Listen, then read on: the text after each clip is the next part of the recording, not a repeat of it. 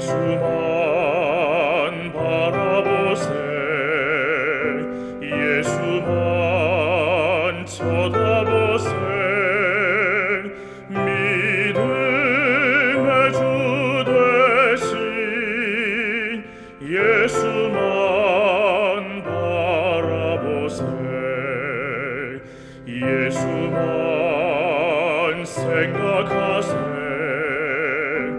예수만 신뢰하세. 믿음의 주 되신 예수만 바라보세. 예수만 품어보세. 예수만 모셔보세. 믿음의 주 되신 예수만 바라보세.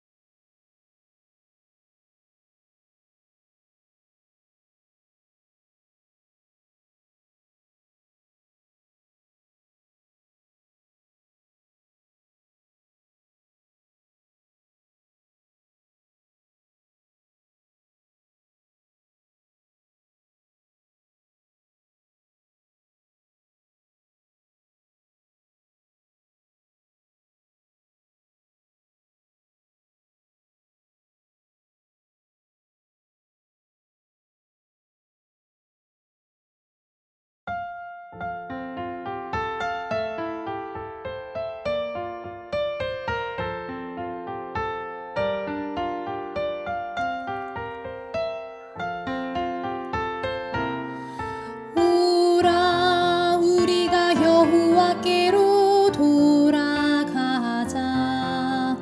여호와께서 우리를 찢으셨으나 토론하게 하실 것이요 우리를 치셨으나 싸매어 주실 것임이라. 여호와께서 이틀 후에 우리를 살리시며 셋째 날에 우리를 일으키시리니 우리가 그의 앞에서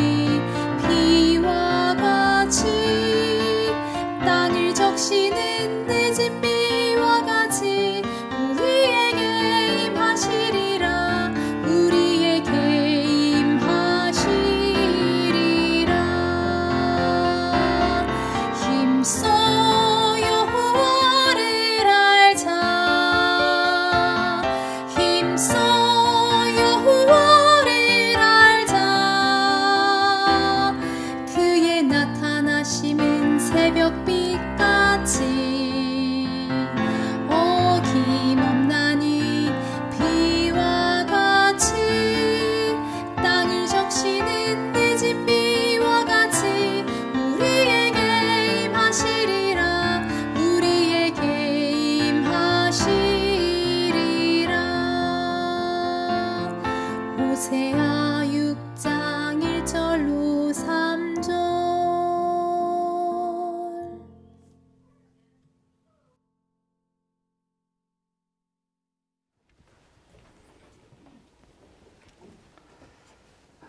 반갑습니다. 성경을 책별로 연구하는 것은 참 특별한 경험입니다. 성경을 보면 각 절이 주는 메시지가 있고요. 그 다음에 한 챕터, 장이 전하는 메시지가 좀 다릅니다. 그리고 성경책 전체가 주는 또 메시지가 좀 다릅니다. 그래서 오늘 큰 관점에서 성경을 저희가 함께 보게 되었는데 이번 그 성경 책별 연구 시리즈를 우리 계획하신 분께서 이번 시리즈를 여행 컨셉으로 성경 여행 컨셉으로 이렇게 말씀을 주셔갖고 말씀 전하는 제가 어떻게 보면 가이드가 된 느낌이거든요. 그래서 가이드로서 여러분께 이 성경 여행을 시켜드렸는데 어떤 컨셉으로 여행 계획을 세울까 고민을 좀 많이 했습니다. 그래서 몇 가지 컨셉을 제가 생각했는데 첫 번째는 많이 보여드리자. 우리 여행하면 가성비죠. 우리 한국 사람들은 짧은 기간 동안에 최대한 많이 보는 것이 굉장히 중요합니다.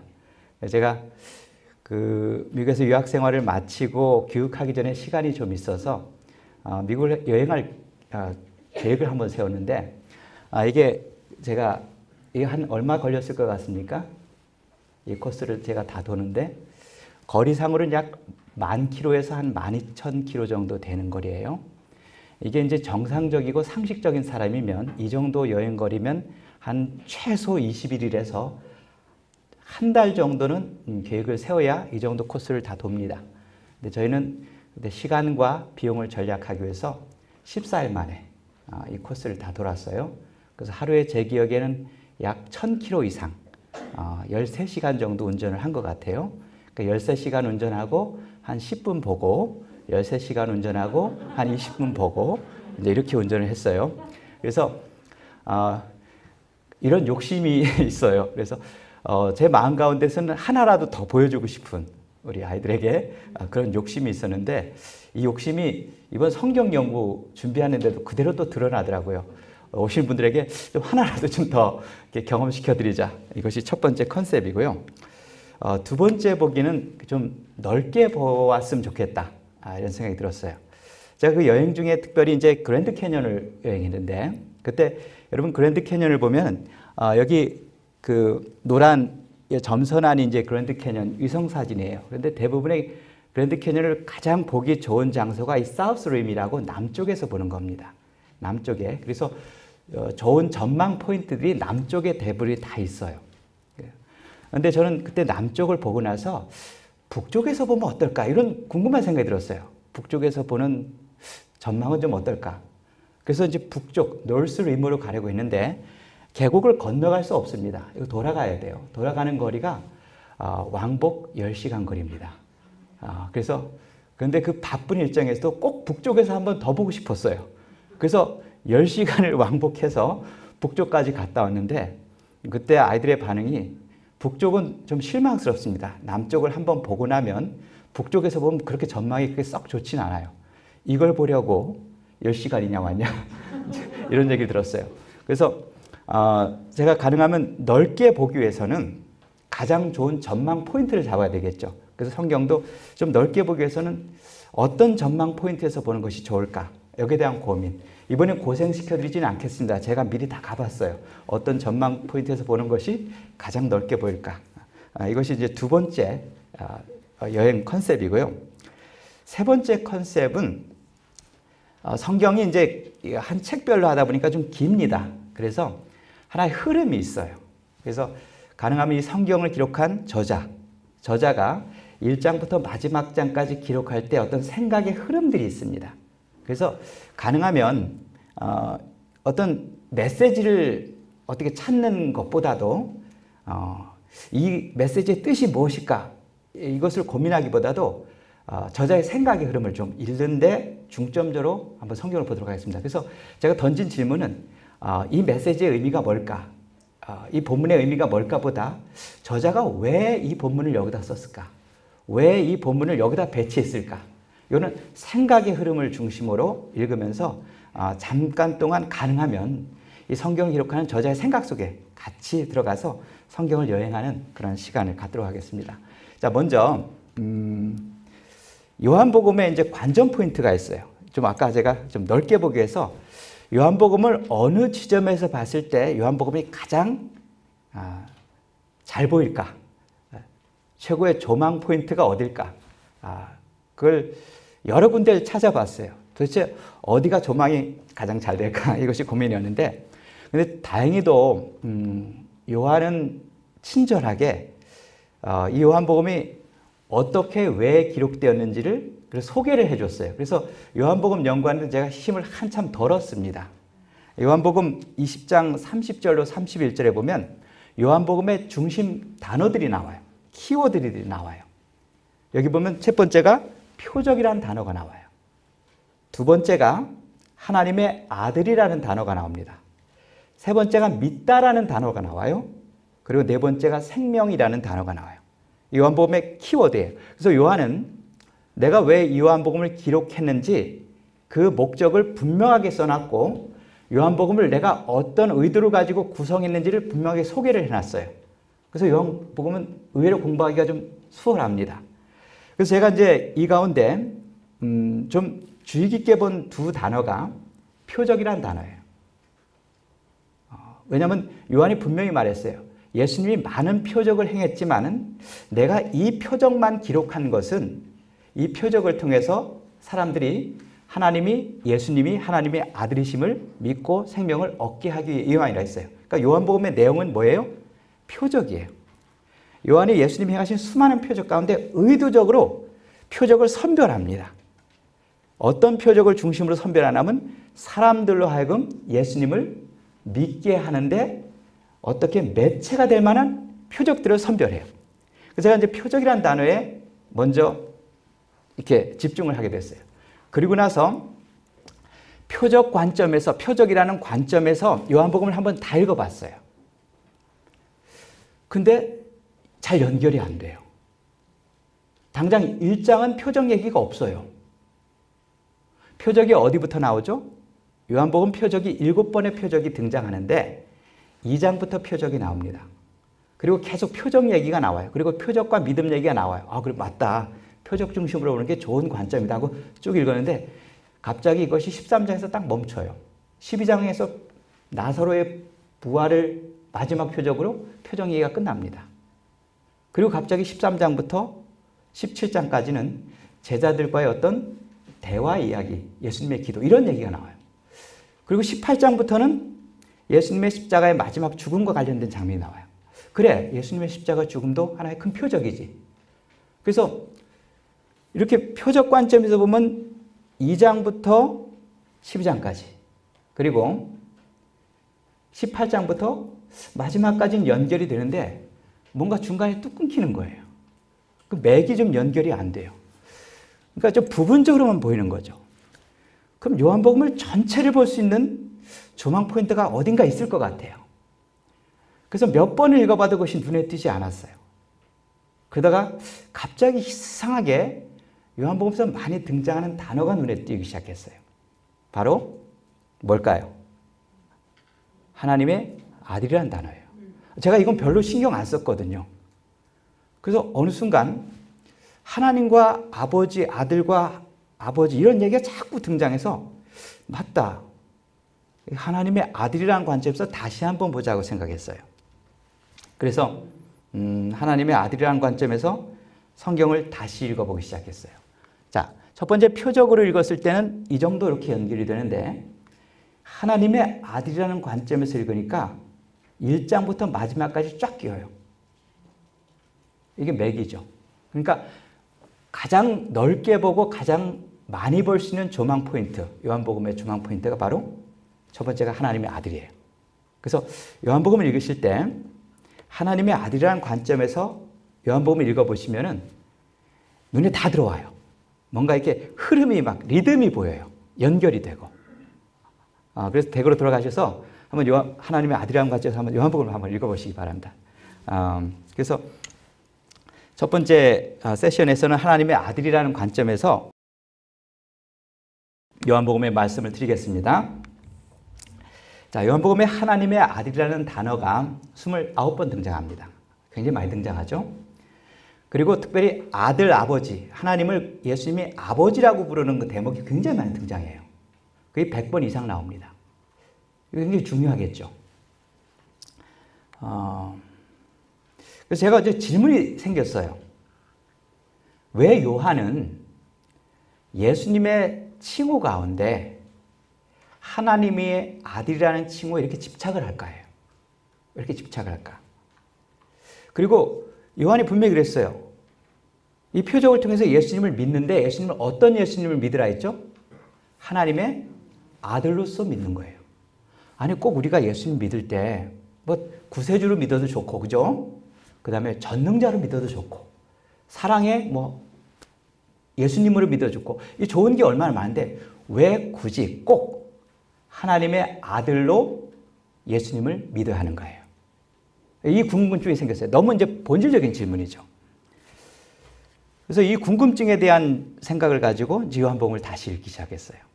그러면서 이 하나님의 아들이라는 칭호가 솔직히 저 개인적으로는 되게 불편한 칭호예요. 왜냐하면 하나님 아버지보다 약간 못해 보이잖아요. 그 칭호 때문에 예수님이 오해를 많이 받거든요. 그죠? 그래서 우리 초대 교회 기독교 역사를 보면 아타나시우스와 아리우스 논쟁을 아시죠? 예수님을 어떻게 봤죠? 피조물. 하나님보다 약간 열등한 존재. 그게 왜 그래요? 이 칭호 때문에 그래요. 왜 이 불편한 칭호를 써서 사람들로 하여금 왜 예수님을 오해하게 했는가? 저는 이게 굉장히 불편했거든요. 그런데 이제 그 당시는 오해했지만은 이 예수님 당대 사람들을 보니까 하나님의 아들이라는 칭호를 하나님보다 열등하게 인식하진 않았던 것 같아요. 왜냐하면 예수님이 당신 자신을 하나님의 아들로 소개했을 때 그 당시 사람들이 어떻게 했어요? 예수님을 죽이려 했죠. 그 죽이려 한 이유가 뭐냐면 하나님을 자기의 친아버지라 하여 자기를 어떻게 했어요? 하나님과 동등으로 삼았다는 거죠. 그러니까 그 당시 예수님 사람들은 이게 그렇게 불편한 칭호는 아니었던 것 같아요. 동등한, 그러니까 아들이라 해서 좀 못한 존재가 아니고 동등한 개념으로 이해했다는 것이죠. 그래서 이 문제는 일단 해소가 됐고 두 번째는 무엇이었냐면 이 요한복음을 읽다 보면 구원이라는 문제를 이렇게 설명할 때 이 관계 언어로 이 구원을 묘사합니다. 여기 보시면 우리가 잘 아시는 말씀이 요한복음 하면 대표적으로 떠오르는 말씀이 뭐죠? 3장 16절이죠. 거기 뭐예요? 하나님이 세상을 이처럼 사랑하사 독생자, 아버지 아들 얘기가 나오고 그 다음에 뭐예요? 영생 얘기가 나와요. 그리고 더 중요한 것은 요한복음 17장에 보면은 영생을 어떻게 정의했냐면 유일하신 참 하나님과 보내신 자 예수 그리스도. 이 두 분의 관계 속에서 영생을 설명해요. 그러니까 요한에게 있어서 어떤 구원의 개념이라는 것이 아버지와 아들이라는 관계 속에서 설명되는 무엇인가 있다는 거죠. 그래서 하나님의 아이란 칭호가 이 관계성에서 굉장히 중요하다는 생각을 하게 됐어요. 그러면서 하나님의 아들이라는 관점에서 요한복음을 1장부터 마지막까지 한 몇 번을 읽었어요. 몇 번을 읽으면서 관계를 지칭하는 단어가 나오는 것을 다 적었어요. 하나님, 예수님이 아버지라고 부르거나 뭐 하여튼 하나님 이걸 다 적으면서 이것을 분류를 해봤습니다. 분류를 하면서 지금 뭔가 있을 것 같았거든요. 느낌에. 분류를 해봤어요. 하나님의 아들이라는 것은 결국은 하나님을 아버지라고 부르고 당신의 아들이라는 관계 얘기인데 이 관계가 주는 메시지가 도대체 뭘까? 이걸 생각한 것이죠. 이렇게 분류를 해보니까 5가지 주제가 떠올라요. 이 5가지 주제입니다. 이걸 이렇게 묶어보니까 첫 번째는 이 관계를 통해서 예수님이 누구인가를 자신의 정체성을 증명하는 용도였어요. 관계와 존재. 두 번째는 이 관계 자체가 아버지와 아들 사이의 관계가 그분의 사명이 무엇인지를 특정해줘요. 세 번째는 이 관계를 통해서 뭔가가 투영돼요. 그리고 관계가 연결돼 있고 이 관계가 또 확장되는 그 개념이 나오는데 잠깐 이런 식이에요. 자, 첫 번째는 제가 정체성과 관련된 부분인데 여러분, 우리는 내가 누군지 소개할 때 어떻게 소개하시죠? 전혀 나를 모르는 사람에게.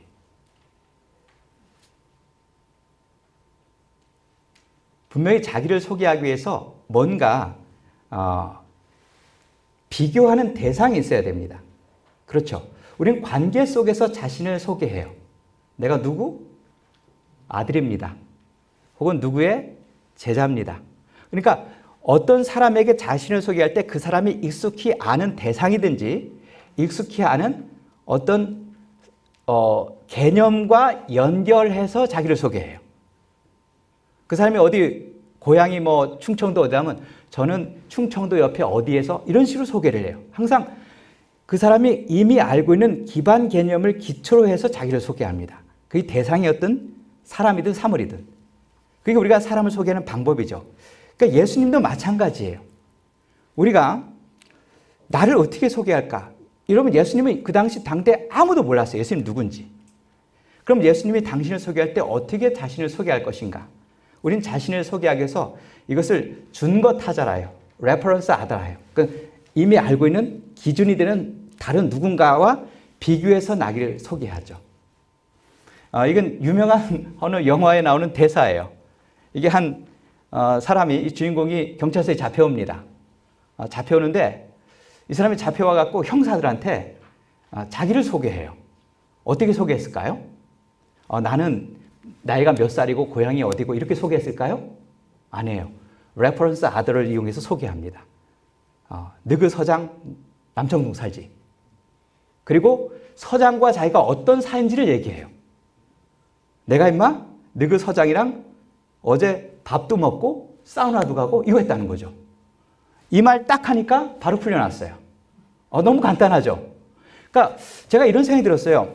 예수님께서 이 땅에 오셔서 혈혈단신으로 오셨어요. 아무도 예수님 누군지 몰라요. 그럼 당신을 소개해야 돼요. 어떻게 소개할까요? 예수님이 당신을 소개하기 위한 준거 타자, 레퍼런스 하다가 누굴까요? 하나님이죠. 그러니까 하나님을 딱 빗대놓고 기준점 삼아놓고 그분과 내가 어떤 사이라는 것을 설명해서 자기 정체성을 드러내는 것이죠. 그래서 제가 이제 두 번째로 이제 고민한 게 뭐냐면 하나님을 그래 준거 타자로 상해서 당신을 소개한다면 여러 가지 관계 용어들이 있는데 예를 들면 나는 하나님과 친구야. 이거 너무 좋잖아요. 동등되잖아요. 두 번째는 그래 이제 사명을 놓고 보면 같은 일을 하니까 동업자야. 동역자야. 이렇게 소개도 되고 전 아들보다 이 표현을 썼으면 어땠을까 했는데 생각했고요. 나는 저 하늘에 계신 분의 형제야. 동등하잖아 이거. 아버지 아들 관계보다 이게 더 좋지 않아요? 레벨이 같으니까 오해를 일단 안 받죠. 그래 형제라는 말이 좀 거리끼하면 최소한 삼촌 정도.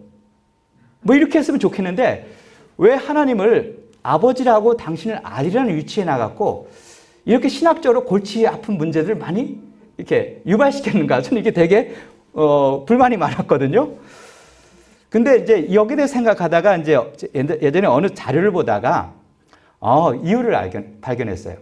여러분 사람이 가지는 가치가 있어요, 그죠? 사람이 값을 치면 얼마 정도 될 것 같아요? 돈으로 환산하면. 물론 사람은 돈으로 환산할 수 없죠. 그런데 사람마다 그 대상마다 가치가 달라요. 가치 계산하는 것이. 이건 무슨 자료냐면은 가족 중에 누군가를 상실했을 때, 잃었을 때 연봉이 어느 정도 올라야 그 아픈 상처를 어느 정도 좀 보상받고 정상적인 생활로 돌아가겠는가? 이걸 조사한 거예요. 배우자를 잃었을 때는 약 22만 불의 연봉이 올라야지 그래도 그 아픔이 약간 가신다 해요. 그러니까 배우자의 가치입니다. 그 다음에 자식이 죽으면 한 연봉이 한 11만 불, 거의 우리 돈으로 한 1억 5천? 뭐 그쯤 올라야 연봉이 좀 이게 위로가 돼요. 좀 짜죠? 근데 제가 이걸 보고 세 번째 보고 굉장히 좀 그랬어요. 부모가 돌아가셨을 때는 한 3천만 원만 올라도 그냥 부모 돌아가신 거 잘 몰라요. 기억이 안 나요. 근데 친한 친구는 16,000불. 근데요, 형제는 얼마예요? 야, 저 형제는 남보다 못해요. 그 제가 왜 이랬냐면, 예수님이 하나님을 내 형제라고 말하지 않은 이유가 여기 있는 것 같아요. 형제는 솔직히 아무것도 안 해요. 피만 나눴지. 그래서 이런 생각이 들면서 여기서 가장 여러분 보면 중요한 두 관계가 누구죠? 배우자와 자식 관계죠. 근데 성경에서 보니까 예수님께서 당신이 누구인가를 설명하실 때 이런 관계 용어를 써서 설명을 했거든요. 그런데 예수님과 우리들, 교회와의 관계를 설명할 땐 어떤 관계 용어를 썼을까요? 형제? 남편과 아내 관계예요. 이것보다 더 밀접한 관계는 없는 거죠. 여러분, 남편과 아내 관계는 뭐죠? 사랑에 기반된 언약 관계예요. 한 몸이죠. 에베소에서 보면 남편과 아내의 사랑의 관계를 그리스도와 교회의 사랑의 관계로 설명을 해요.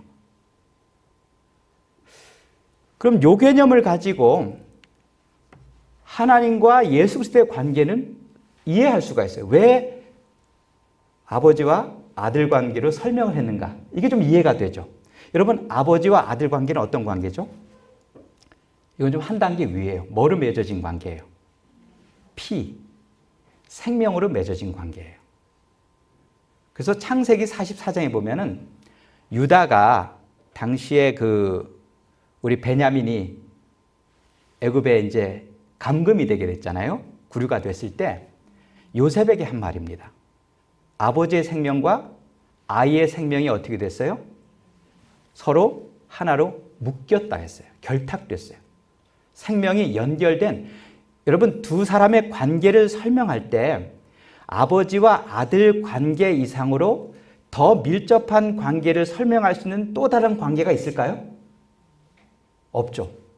그러니까 하나님께서, 예수님께서 하늘에 계신 아버지와 나의 관계를 설명하는 다른 관계를 아마 다 찾아보셨을 것 같아요. 도대체 어떤 관계로 설명을 해야 나와 하나님의 관계를 잘 보여줄 수 있을까?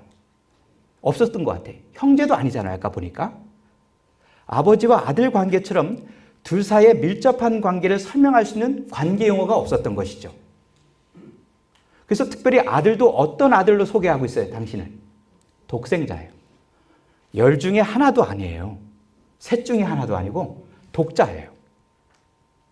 이건 말 다 한 거죠. 그 둘 사이가 어떤지 이건 얘기 안 해도 끝난 거잖아요. 느낌 오시죠? 하나밖에 없는 아들이죠. 이런 관계 용어 속에서 당신을 설명하시는 겁니다. 그래서 저희가 하나님의 아들이라는 개념을 볼 때는 이런 관점에서 성경을 보시는 것도 괜찮을 것 같아요. 그래서 이 하나님의 아들이라는 이 개념을 통해서 두 가지를 설명하시는 것 같아요. 첫 번째는 아버지라는 어떤 그 준거 타자를 이용해서 그걸 비춰서 당신의 정체성을 입증하시는데 이 용어를 사용하신 거죠. 내가 누구다? 아버지를 보고 나를 봐라. 아버지를 통해서 당신이 누군지를 보여드리는 거고, 두 번째는 반대로 또 이게 아버지를 본 사람이 있어요, 없어요? 하나님을 아무도 본 사람이 없죠. 두 번째 접근법은 나를 보고 누구를 보라는 거죠. 아버지가 누군지 한번 유추해 보라는 거죠. 이거예요. 이것이 이제 이 관계, 아버지와 아들이라는 관계를 통해서 요한이 접근하는 방법입니다. 이 큰 그림을 보시면서 오늘 이 첫 번째 말씀 우리가 마음에 담았으면 좋겠습니다. 자, 그래서 이번에 관전 포인트예요. 아버지와 아들 이 두 관계를 통해서 요한이 보여주고자 했던 것이 바로 이거예요.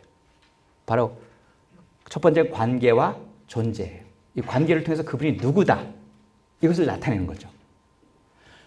그 다음에 두 번째는 관계와 사명이에요. 아버지와 나, 아들의 이 관계를 통해서 내 사명이 무엇인지가 드러나요. 관계를 보면 예수님이 이래서 왔구나 이게 드러나요. 세 번째는 관계를 통해서 분명히 우리에게 투영된 무언가가 있어요. 그리고 관계를 통해서 연동된 무언가가 있고 그리고 관계를 통해서 그 연동된 것이 확장되는 무언가가 있어요. 이걸 좀 쉽게 설명하면 이렇습니다. 첫 번째 관계와 존재를 통해서는 아버지를 통해서 확인된 아들의 신원이에요. 예수님이 도대체 누군가? 아버지를 통해서 예수님이 누군지를 보여준 거죠. 관계와 사명에는 예수님이 계속 반복해서 하신 말씀이 있어요. 나는 누구 일을 한다고요? 아버지의 일을 한다 했어요. 그래서 아들을 통해서 사명을 이루는 아버지의 모습이 그려져 있습니다. 쉽게 말해서 아들이 하는 게 누가 하는 거예요? 아버지가 하는 거예요. 아들이 안식일에 병자를 고치면 누가 병자를 고치는 거죠? 아버지도 그렇게 똑같이 하는 거예요. 그러니까 아들을 통해서 아버지가 하시는 사명을 보여줬어요. 세 번째는 관계의 투영성이에요. 아들의 삶을 통해서 아버지가 드러나요. 투영됐어요. 그러니까 우리가 하나님을 못 봤잖아요. 아무도. 하늘에 계시니까 아무도 몰라요. 근데 예수님을 가만히 하는 것을 보면 예수님의 모습 속에 누구의 모습이 이렇게 그림자처럼 보이죠? 아버지의 모습이. 그렇잖아요. 우리 아들 가만히 보면 아버지 모습 보이죠, 가끔.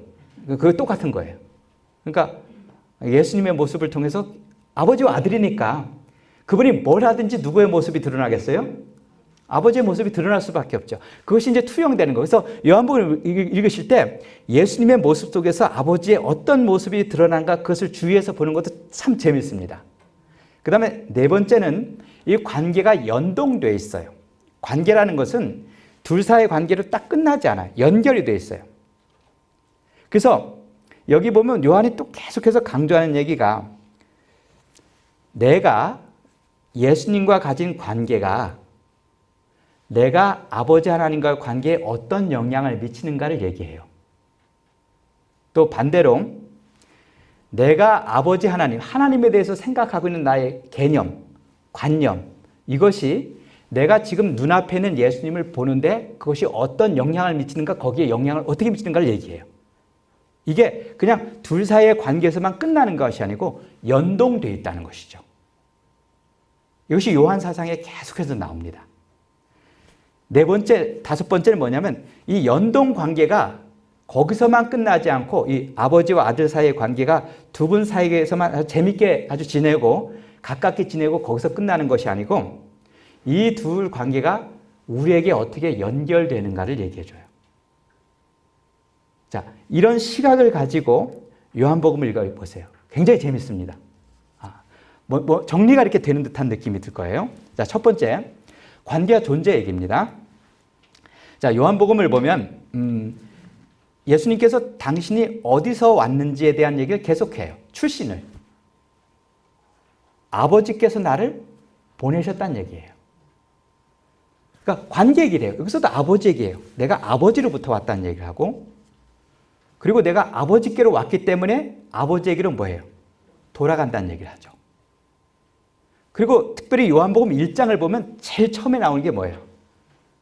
내가 아버지하고 어떤 관계라는 거죠? 함께한 시간이 얼마라는 거예요? 영원전부터 함께했다는 거죠. 태초에 말씀이 계신데 이 말씀이 예수님이잖아요. 이 말씀이 누구와 함께 있었어요? 예수님과 함께 있었고 그 관계의 기간을 얘기해요. 이 정도면 이 친밀성이 어떤지 말을 안 해도 알죠. 우리가 오늘 잠깐 하루 함께 있어도 정드는데 10년 살면 얼마나 더 깊이 정들고 영원전부터 함께 했으면 그 관계의 친밀도가 어떻겠습니까? 이 얘기를 요한복음 1장에서 바로 꺼내죠.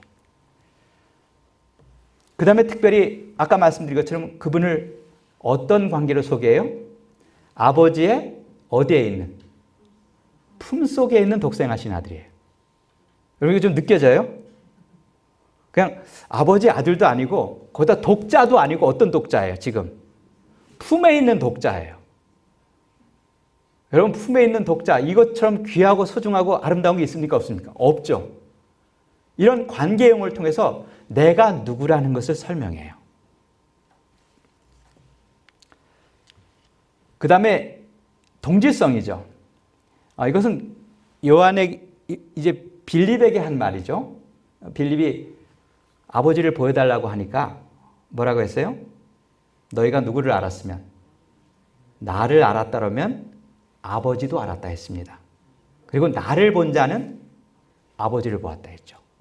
이 관계 속에서 그분이 어떤 분이신지를 이것처럼 명확하게 보여주는 게 어디 있어요? 이 말은 뭐예요? 내가 곧 누구라는 거죠? 보이는 하나님이라는 거죠. 나타난 하나님. 너희 가운데 있는 하나님이 곧 나라는 것이죠. 이것이 이 관계 속에서 요한이 계속해서 우리에게 전해주고 싶었던 메시지예요.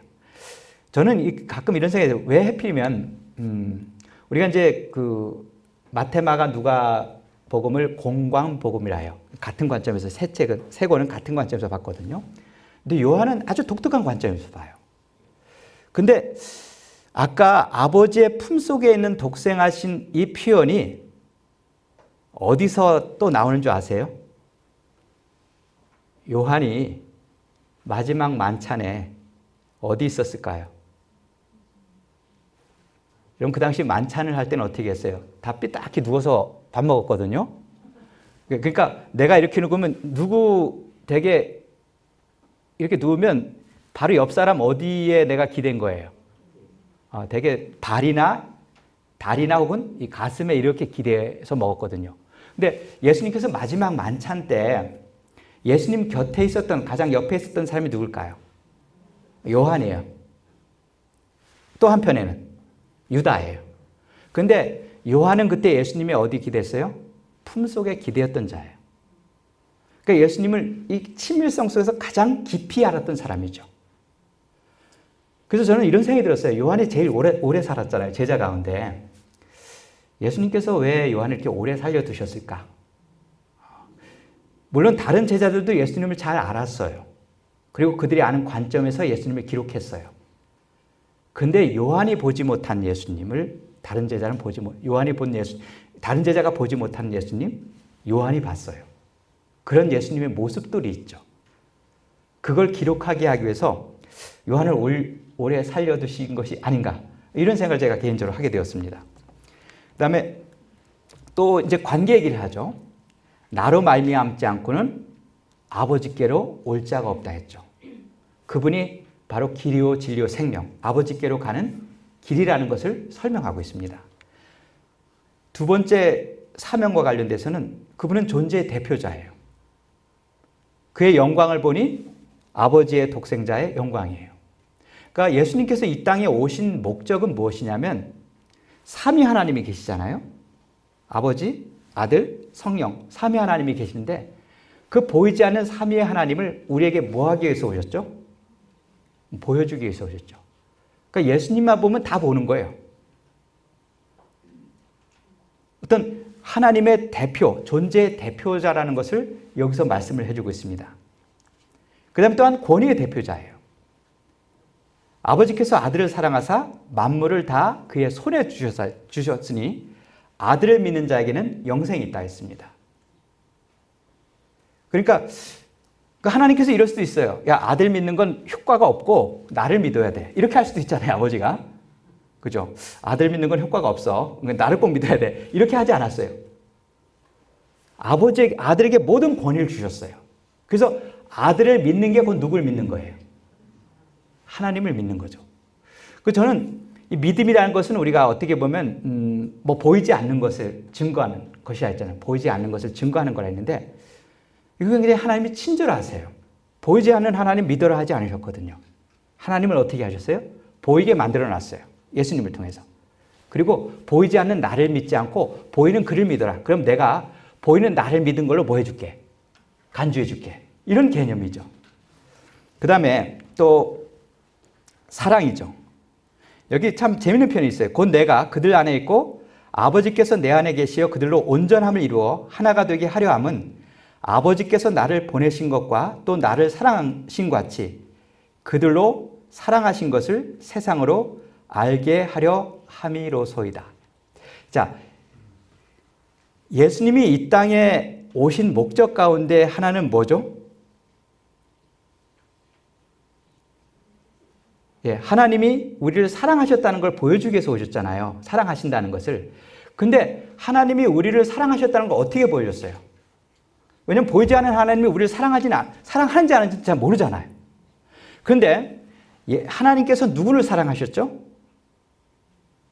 여기 누구를 사랑했다 했어요? 나를 사랑했다 했죠. 아버지가 나를 사랑했다 했어요. 그죠? 그래서 예수님은 아버지의 사랑을 경험하셨어요. 가장 가까이서. 그래서 그 사랑이 어떤 것인지를 누구보다 잘 대표적으로 보여주실 수가 있었죠. 그래서 예수님이 이 땅에서 사람을 사랑하시는 방법은 아버지가 그분을 사랑하신 방법으로 사랑하셨어요.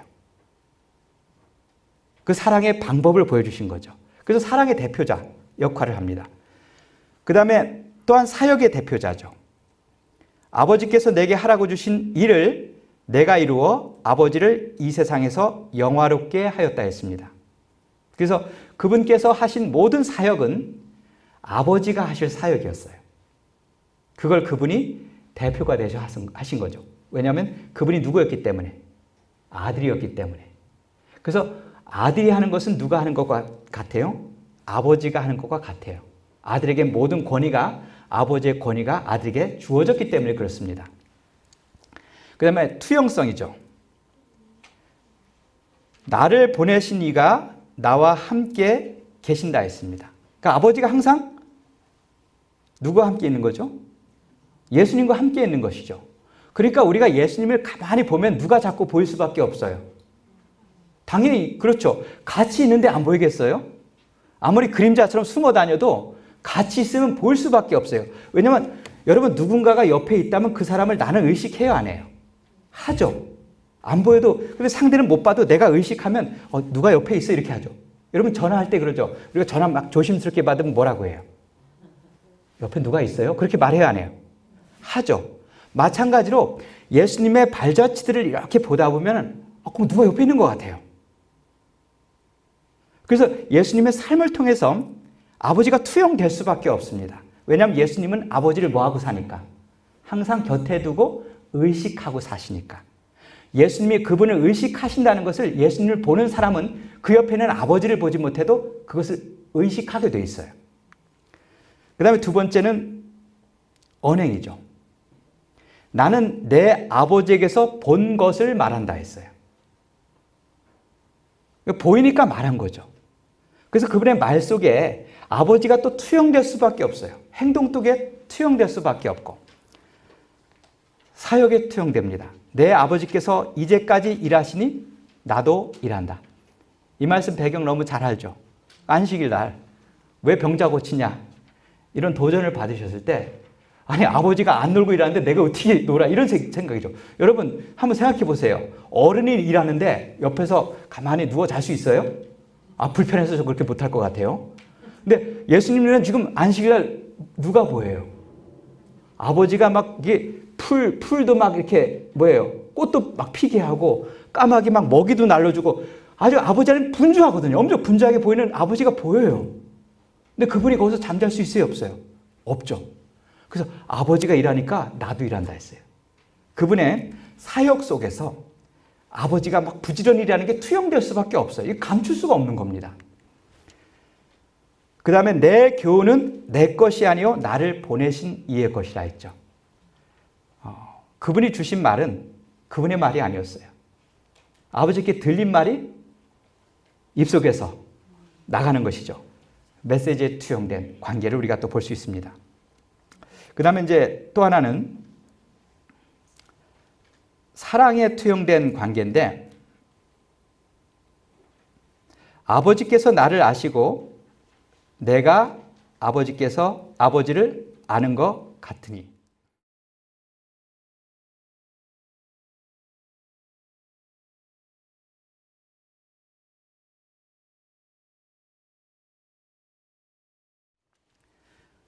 그래서 그분과 예수님과 아버지 사이에 이렇게 관계를 우리가 가만히 보면은 그 두 분 사이에서 어떤 사랑을 우리가 볼 수가 있죠. 그 다음에 세 번째, 우리가 이 연동성입니다. 연동성은 이 관계가 제가 아까 연결되어 있다고 말씀을 드렸죠. 이것이 단절된 것이 아니고, 여기 보시면 아버지께서 듣고 배운 사람 말아 내게로 오느니라 했어요. 자, 이거 보세요.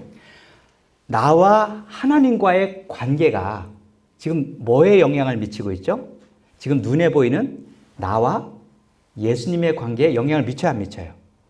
지금 예수님께 오는 사람들을 가만히 분석해 보면 어떤 사람들이 예수님께 왔을까요? 여기 답이 나오죠. 아버지께로 뭐 한 사람이에요? 듣고 배운 사람이에요. 그러니까 예수님을 만나기 전에 성경책을 보든지 뭘 보든지 해서 하나님 아버지와 보이지 않는 하나님과 관계를 가졌던 사람들이 있어요. 있겠죠?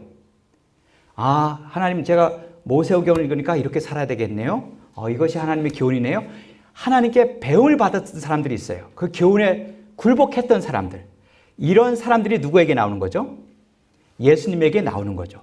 그러니까 하나님과 보이지 않는 하나님에 대해서 내가 가졌던 원래 이미지가 있어요. 개념이 있고 관계가 있어요.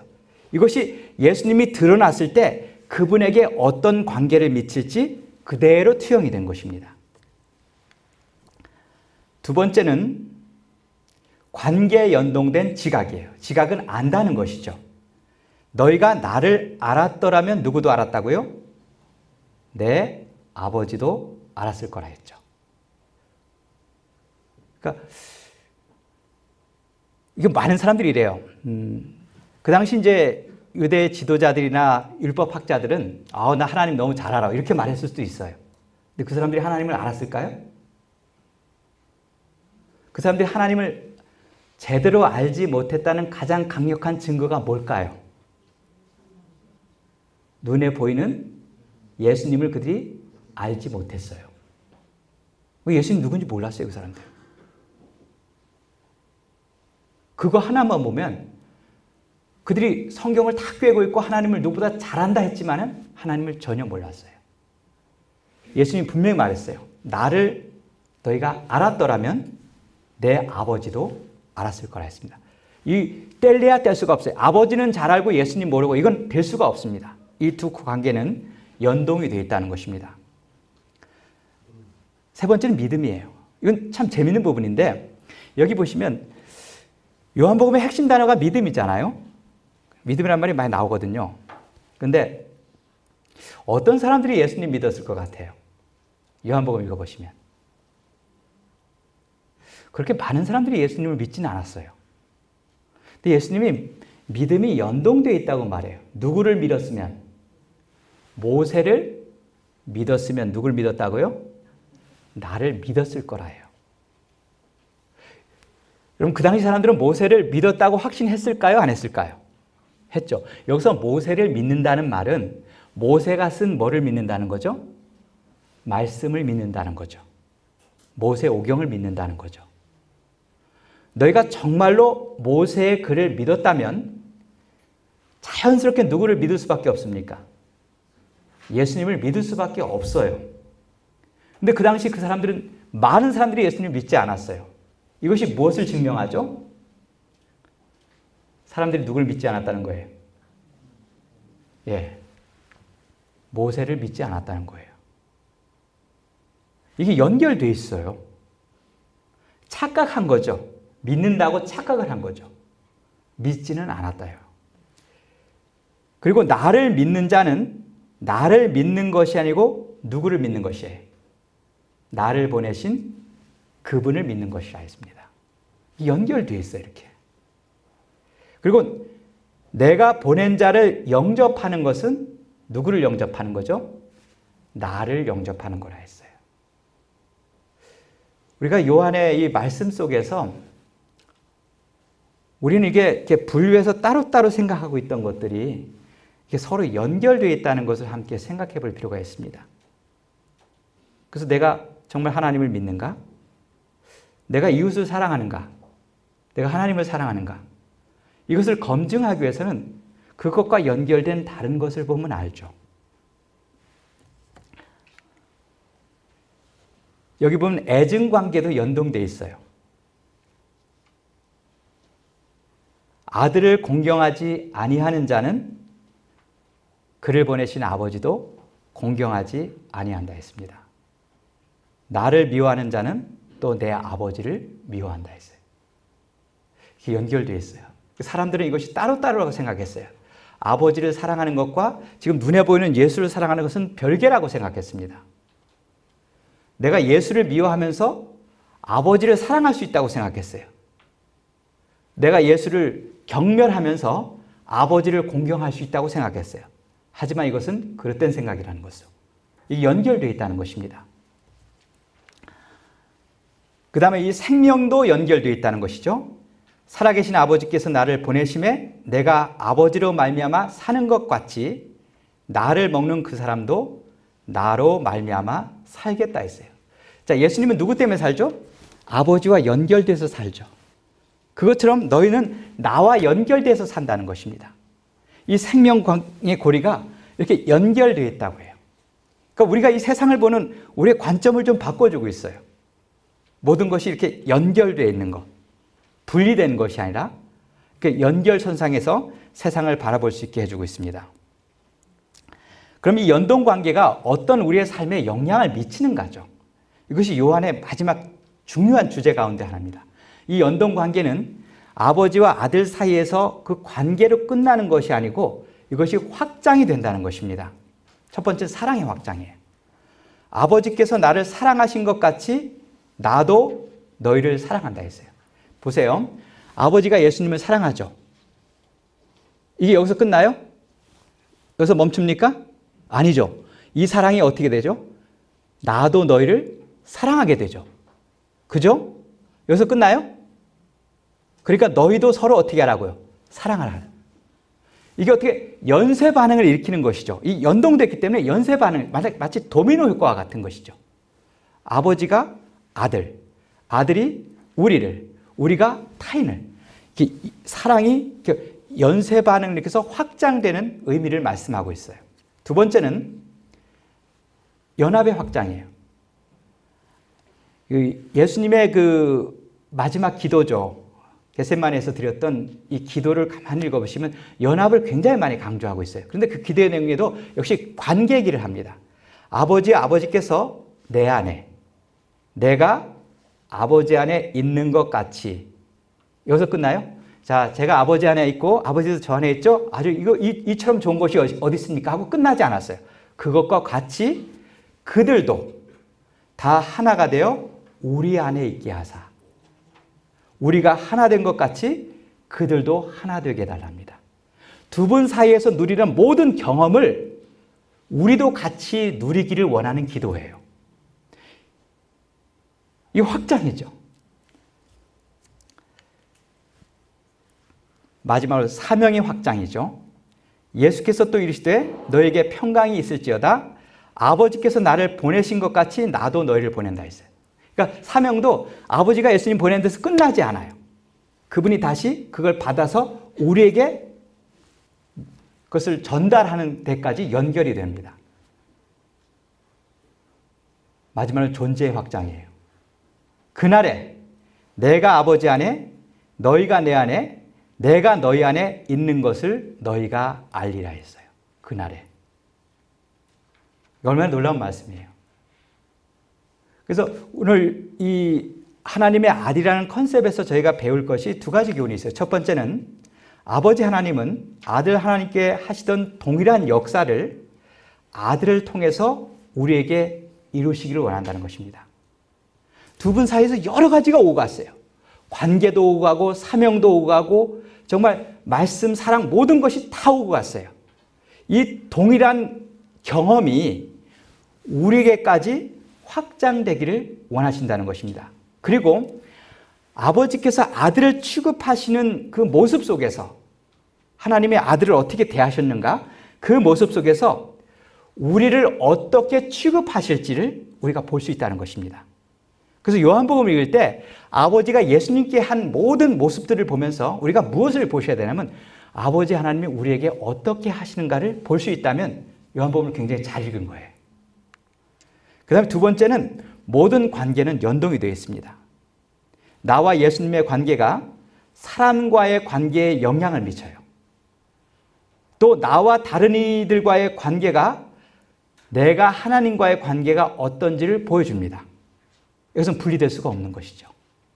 그래서 저희가 이 말씀을 기억하시면서 아버지와 아들이 가지셨던 그 관계가 우리가 살아가는 삶 속에서 만나는 하나님과의 관계, 사람과의 관계, 모든 관계 속에서 경험되고 확장되길 바라겠습니다.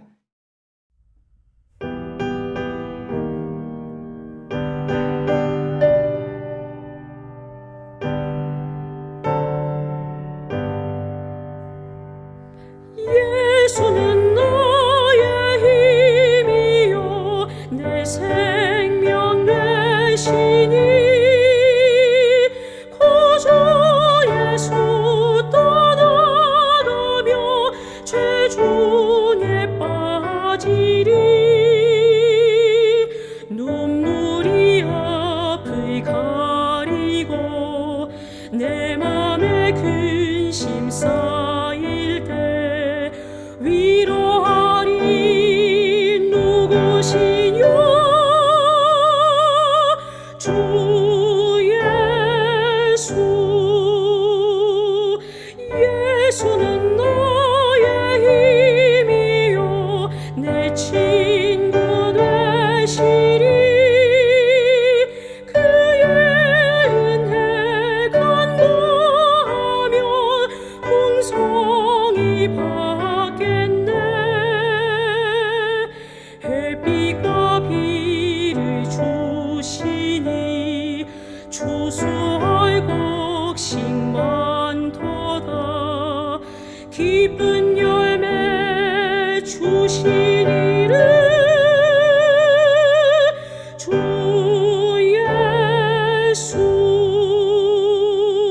예수는 나의 힘이요 내 기쁨 되시니 그의 명령 준행하여 늘 충성하겠네 주야로 보호하시며 바른 길 가게 하시니 의지하고 따라가리 주 예수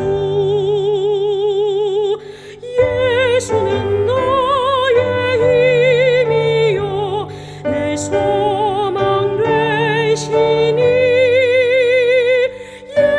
예수께서 재림할 때 곧 영생 얻으리 한없는 복을 주시고 영원한 기쁨 주리니 나의 생명 나의 기쁨 주 예수